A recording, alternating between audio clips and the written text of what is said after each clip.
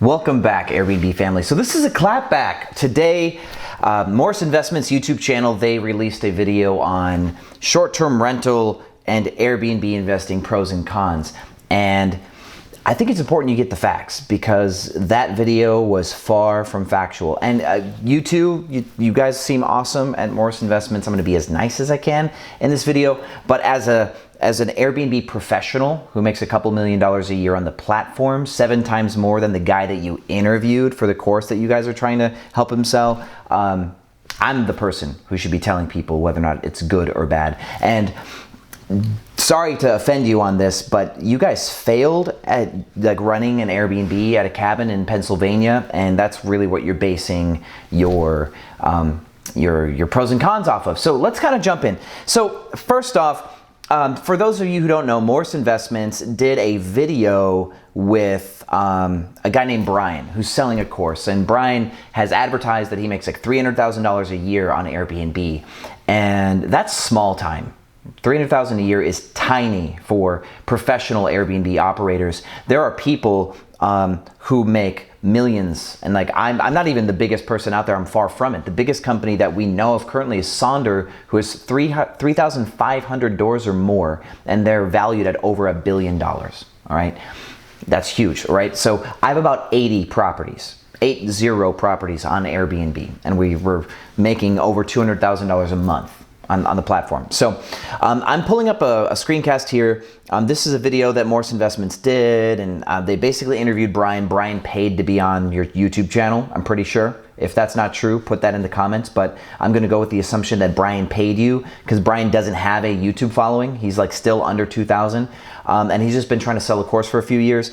And you guys in the comments are basically like, hey, did you try the webinar? Did you see the webinar? You should get on the webinar. So you guys, as a YouTube channel, I'm gonna be hard on you because I really feel like you guys are heavy on monetization and not really on integrity. So sorry for that. But now let's talk about the one big misrepresentation of your video, Morris Investments, which is that you guys take a title like short-term rentals and Airbnb investment and you flip it into a conversation only about vacation rentals, all right? You guys took this big, wide space and broke it down into a very tiny subsection of short-term renting businesses. So for example, Dallas has, as of 2019, over 2,900 properties on Airbnb. Tell me, is Dallas a city that you do vacation rentals in, right? It's not on the water, right? It's not in Costa Rica, which you've never been to, for example, right? It's not your log cabin in Pennsylvania, right? Where people go for winter season and to hang out and to go maybe ski or something. I don't know what you guys do at, in this cabin, but it's not a vacation city. But Dallas is a booming Airbnb market, right? So we have about 40 properties in Dallas alone. And all of our clientele tends to be business travelers, people staying, daily, weekly, monthly. We even turn our Airbnbs into monthlies, and we don't own any of them. So we're gonna have to address that too because my friends own and I rent. So let's continue to attack this vacation rental thing that you guys mentioned. I pulled up AirDNA, which I do market research a different way. I don't really endorse AirDNA, but this allowed me to get some really fast facts for you. I'm looking at San Diego. Right? San Diego would be your vacation rental city, right? Well, San Diego has over 10,000 listings.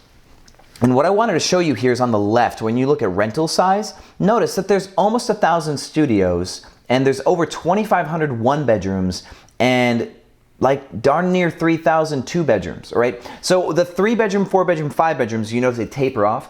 Those tend to be entire homes. People with 4-bedroom and 5-bedroom homes, those persons tend to own their property, right? And they run their vacation rental business with an owned property. But even with those, a lot of people have a co-host that takes their property, pays rent, and then manages the property doing something called arbitrage, which is what I do. Now, all of the ones to the left 3 columns, those will either be downtown condos or they will be apartments that people are arbitraging as well. Because the way that this works is downtown, you're not going to get that beach vacation like stay. You'll get people who are vacationing for the season, but they're not coming to like go to the beach and party. Now, I know one of your guys' biggest issues was that you rented to people that destroyed your stuff. And sorry, right? That does happen, but it does happen with your regular tenants too. You have long-term tenants that you have evicted, right? I'm sure that if I went through your channel, you probably talk about evicting people. And the biggest problems I've ever had were with long-term tenants. I've had to evict probably on average high number of people compared to a regular landlord, right? Because people don't pay rents. I'm too nice of a guy. Maybe that's my problem. But evicting people with long-term tenants absolutely sucks. Now, to solve your insurance problem, let's go to this. Slice is an example for insurance.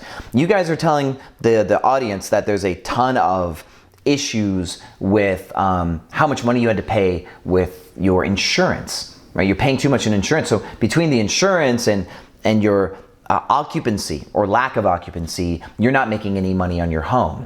Well, something like Slice, for example, is an insurance geared towards rental operators where you pay by the day per listing. It's modular.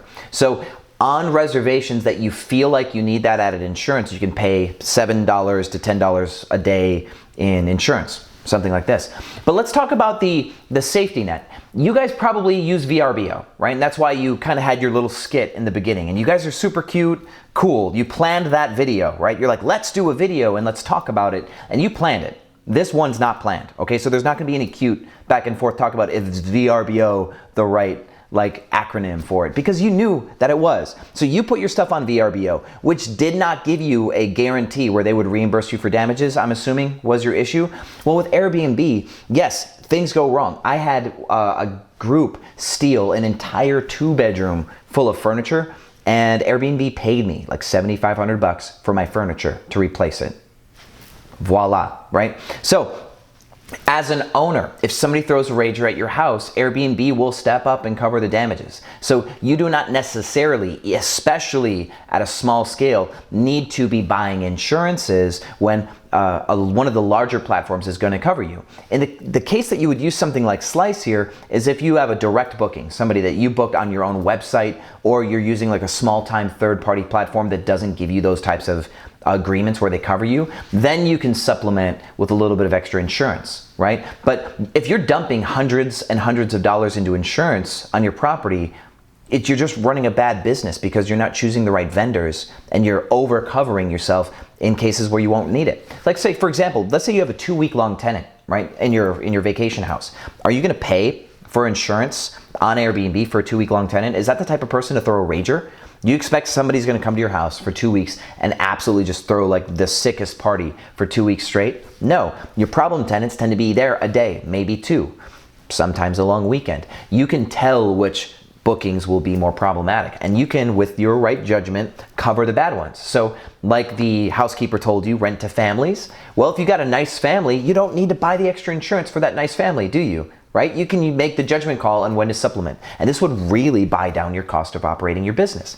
Now, infrastructure, sure. Anybody who's running an Airbnb business should be building out an infrastructure. I'm sitting in an Airbnb that there's 1 of 4 in this property, and I'm coming through just taking photos today, just so we can put them on the Airbnb platform. But I didn't spend the week setting these up. I did not ship in the products on Amazon, and I did not assemble this couch, and I did not unbox everything. I have a team of people who do it all. So just like any other landlord who has their long-term tenants who wants passive income, this is remarkably passive, and it can be done if you have the right infrastructure. I recommend anybody who's getting into the short-term rental space, not the vacation rental space. Let's say it again for the kids in the back. Short-term rental business, Airbnb investing, vacation rentals, 3 separate topics. Anybody who's getting into the short-term rental game, I recommend that they clean their own houses initially and see exactly what it's like. Because the stuff you're warning people about, yeah, it's valid. People are messy. And so you'll need to know how to properly train a housekeeper, because I don't believe in paying an external housekeeping company hundreds of dollars to clean. If you can pay people by the hour, you're going to buy down your cost again, thus increasing the profitability. Where you were losing your money on your cabin was insurance and inflated cleaning costs. And you guys don't know how to market a cabin, apparently. You guys didn't have enough occupancy occupancy to really jam the cash flow. See, Airbnb's a cash flow king. You're gonna make way more money per month if you can manage your business the right way through Airbnb than if you got a regular tenant. And you know cash flow is great, especially if you're buying. Right? So in our world, we can snowball and rent and rent and rent more, and we're doubling our position nearly. We're picking up 60 properties right now in Philadelphia. So we're gonna go from 75, 80 up to about 130 properties in a couple of months because our cash flow is so hot that we can just keep snowballing all that profit into new properties. And if we were not profitable, we could not do that. But let's address the ownership side, because I could preach for a long time on rental arbitrage and how it absolutely crushes anything you guys are doing in the buy, hold, long-term tenant space. You guys are making pennies because you're scared of something new. I have friends in Dallas. We call it the Monster House. Sean Ray, the real estate investor in Dallas, who's my best friend, and he actually helps people find Airbnb properties that will perform well on Airbnb to purchase, right? He actually used to help me find all of my apartments, and he'll still do that for me and with other Airbnb operators. If they're looking to pick up 15 or 20 leases at a time, he'll help them too. But he's been more like focused this year on buying properties, helping people buy them. And he has a house in Dallas, Bishop Arts area, if you guys know it. He spent $340,000 on this house, and he cash flows nearly $10,000 a month cash flow on a house that he owns.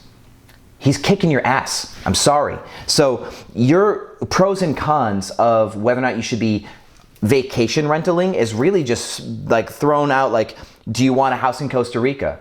Do you want a house on a beach where there's going to be seasonality that you guys are arguing against? No. If you want to make a lot of money in the short-term rental space, you need to run it like an entire business, right? You're not just going to pick up a house that you go visit every now and then. A professional who's looking to make some serious money on Airbnb, and if you're going to represent your video as the pros and cons of using Airbnb, you need to look at it for the majority of its use, not this little nuance, do you want to buy a property thing. So you guys go back to the drawing board, rewrite all of your numbers out. And I want you to do a side-by-side. How much does it cost to buy an investment property, 20% down, and to furnish the place? How much money could you make in the environment? Like, you do five cities. Do the comps on 5 different cities. Do Dallas, do San Diego, do Fort Lauderdale. People in Fort Lauderdale are making $25,000 a month in the summer on their homes. It's insane, okay? So do a comp on Fort Lauderdale and see what those numbers look like. You're going to be so stunned that people are making so much money that you're going to want to delete the video that you just uploaded. Because Airbnb is awesome. It's absolutely awesome. I don't believe in buying, but there's people who buy and make a ton of money. All right. So if you have questions, guys, Morse Investments people, if you really want to learn this side of the business, talk to somebody who's making millions in the business. Don't talk to some guy, Brian, who's a professional course salesperson who's not really even in the game anymore. He hasn't scaled his business. You guys are getting weak information. And I think honestly, you guys are a little scared of a higher risk play because you don't understand the nature of the risk. The risk can be managed, and it can be managed well. There's people making tons of money. So sorry we had to meet on these terms, but welcome to my space. And if you have any other questions, you know where to find me. So thanks for watching Airbnb Automated, and I'll see you on the other side.